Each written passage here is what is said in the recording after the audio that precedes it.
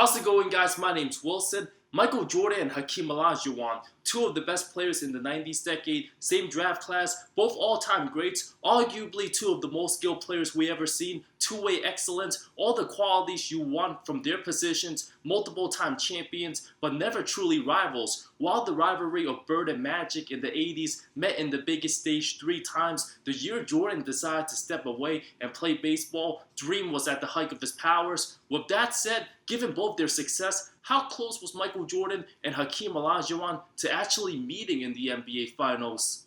Both selected in 1984, Dream was the consensus #1 pick. Even though Jordan College Player of the Year, the NBA still focused on building around big men at the time. Hakeem so good, Houston never had to apologize for taking him ahead of Jordan. Having all-time great potential, Houston literally tanked the season before, even with all-star big Ralph Sampson, to land Hakeem from 29 wins to 48. At the early stages, Hakeem actually had more team success. Having pre-injury Sampson, a player with all-time great potential, both bigs were neck and neck. While Jordan had the better individual numbers winning Rookie of the Year, Dream would have won the award 90% of the time if it wasn't for MJ's greatness. While in '86, Dream clearly became the best player on Houston, 51 wins, a clear-cut superstar, 23 years old. Jordan, on the other hand, suffered a broken left foot, which limited him to just 18 games, still snuck into the playoff despite a losing record. MJ shocked the world with his 63-point performance against one of the best teams all time.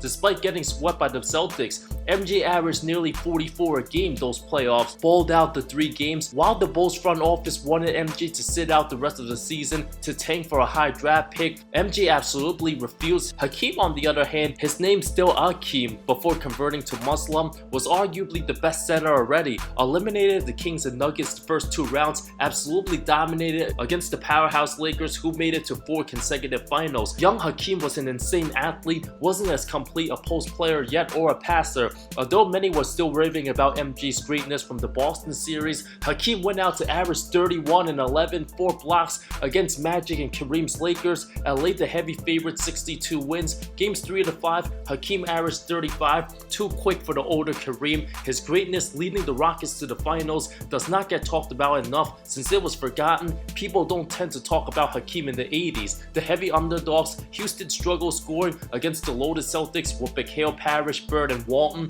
Hakeem averaged under 25 and 12 for the series, over 3 blocks and 2 steals. Sampson held to under 15 a game. Prime McHale got the upper hand, while Dream's averages of 27, 12, 2 steals, 3.5 blocks in those playoffs, something to rave about. Magic and Bird still the faces of the league, but the coming decade would be put in good hands. While the Hakeem vs. Jordan argument still a toss-up, Jordan still had to get out of the first round, while Dream went to the finals in year 2, but sadly for the Rockets, Hakeem faced some dark times, waited patiently to seriously contend again. Sampson banged up by injuries, traded in the middle of the '88 season, 2nd round exit to the 39-win Sonics. Dream averaged over 29, 11, 4 blocks in that postseason, followed by 4 straight first-round exits from '88 to '91, while MJ himself averaged the highest points per game since Wilt in 1987 on a bad Bulls team, lost round 1 against Bird Celtics, but finished 2nd in MVP voting. By that time, it was clear Jordan was eventually going to be the best player and the next face of the league, but not without some tough playoff exits. The gap between Jordan and Hakeem widened, with MJ leading his average supporting cast Bulls to 50 wins in '88, one of the best all-time great all-around seasons. MJ averaged 35 points, 5.5 boards, 6 assists, over 3 steals, a block and a half, despite nowhere near contenders. MJ carried the Bulls to the semis, falling to the Bad Boys, followed by 2 more playoff exits to the Pistons at the prime of their powers. The only team to win against Detroit in the '89 postseason, Jordan's Bulls. Chicago seemed to be real contenders by '90. A 55-win team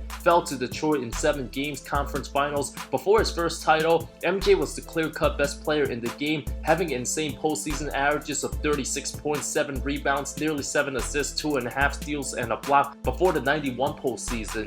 During the start of the '90s decade, MJ was clearly the top player in the game going forward. For the foreseeable future, no one even came close, while Hakeem, because of his postseason disappointments after the '86 season, in the discussion for top 5 player, but wasn't the clear-cut number 2 yet, with other stars in Karl Malone, Charles Barkley, Patrick Ewing, and David Robinson. Number 2 still up for grabs. Dream and Rockets GM did not get along, had an eye injury in '91 season, missed 26 games. Robinson and Ewing finished ahead of him for All-NBA team. '92 wasn't great at all, arguably Hakeem's lowest point in Houston. Coach Don Chaney was fired, while Hakeem wanted an extension since Ewing and Robinson made more money at the time. Dream even complained of a hamstring injury during the '92 year after failing negotiations on contract talks. Houston claimed Hakeem was lying about his injury. As things were getting ugly, the suspension/injury cost 5 DMPs, while the Rockets lost all 5 of them. If '92 happened today with Hakeem's situation,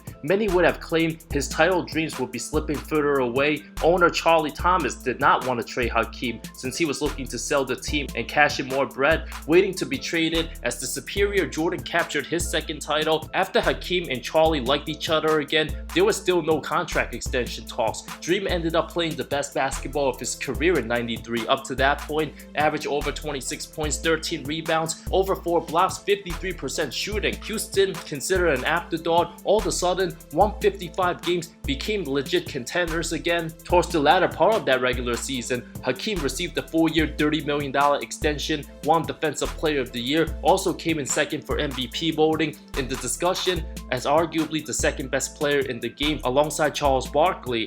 The 30-year-old knocked off the Clippers in round 1 but had some trouble in the semis against the 55-win Sonics led by Gary Payton, Shawn Kemp, Ricky Pierce, and Sam Perkins. 7-game series, Houston missed a chance to claim home court advantage due to an overtime loss to the Spurs to close out the regular season. Perhaps the Sonics series could have resulted differently if Houston had the home court advantage. Game 7, Rockets had a 10-point lead at the half, appeared to look to go on a date with prime Barkley's Suns in the conference finals. Hakeem went 1 of 2 from the line, 50 ticks left, still trailed by 1, followed by a Perkins jumper. Hakeem then scored inside with a hook. Derek McKee missed both free throws. Houston possession. Dream passed out to Vernon Maxwell, who missed the jumper. A crushing defeat. Suns eventually knocked off the Sonics in 7 games before losing to the Bulls in the finals, while the Rockets arguably could have given the Bulls their toughest challenge in '93, winning 5 of the 6 regular season meetings during Chicago's first three-peat. Dream would have been a nightmare matchup for the aging Bill Cartwright. Jordan then retired in the '94 season. Hakeem at the height of his powers, there was no denying him in quest for title number 1. While Dream clearly became the best player in the league, MJ came back towards the late '95 season. 17 regular season games, rusty, wasn't his full self. Chicago just 34-31 before his return.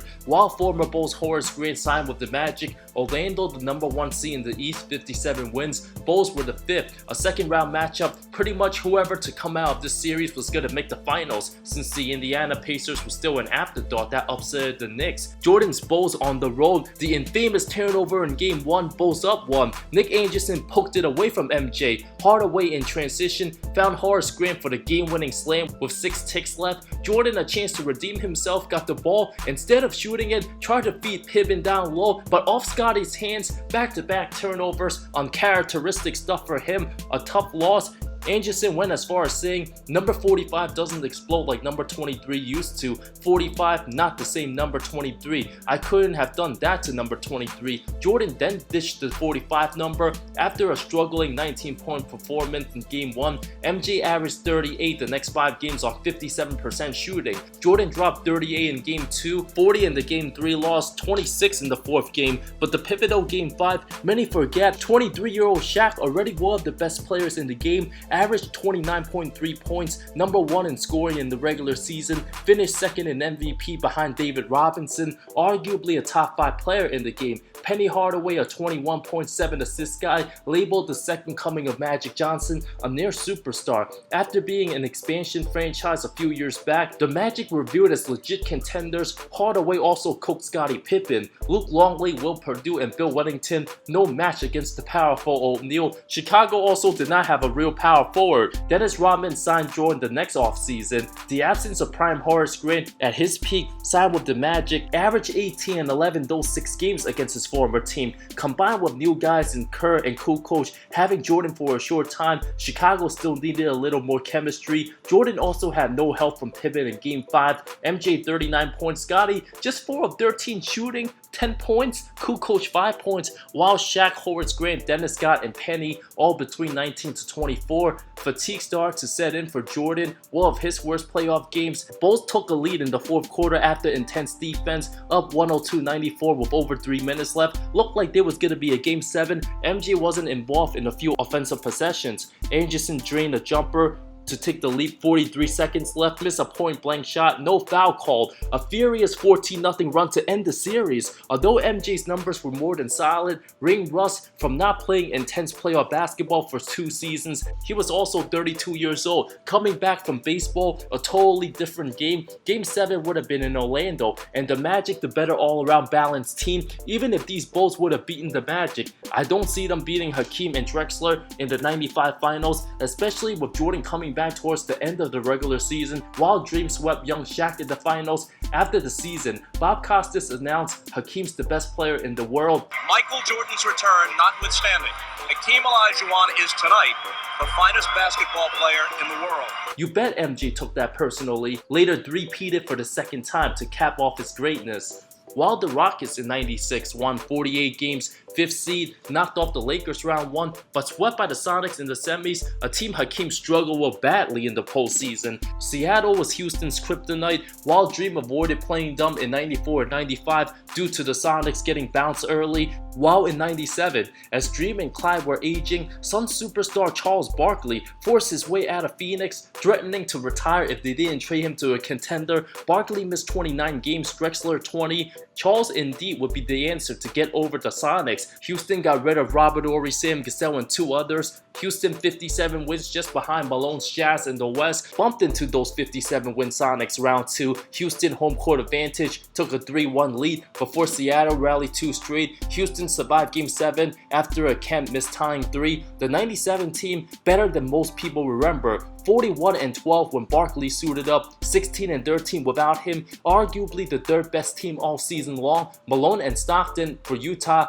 chemistry all-time high. Malone didn't decline, still in his prime. Competitive 6-game series. The Jazz never got to the finals at that point. Very hungry team. With the series tied 2-2, Houston came up short in Utah Game 5. While Game 6 was the most memorable, Stockton had his fair shares of playoff disappointments, but went nuts in the closeout game. Greg Oskartak, amazing game as well. 16 points, 14 boards. Utah more balanced, while Matt Maloney laid an egg, going 0 of 6, 0 points. Hakeem fed Barkley on the post a lot, where Charles struggled that game. Houston likely would have been better off if Dream took more shots instead of going 8 for 12. Barkley nowhere near as good as Malone as a 34-year-old. Houston up 10 with 3 minutes left as Jordan's Bulls watched closely. Brian Russell drained the 3. Prime Oskartak blocked Hakeem not once but twice in the final 2.5 minutes. Stockton a pair of free throws, Barkley 2 free throws, Russell another 3. One more basket would have sealed it for Houston, but Ellie missed the 3. Stockton scored inside, Drexler turnover. Stockton scored again.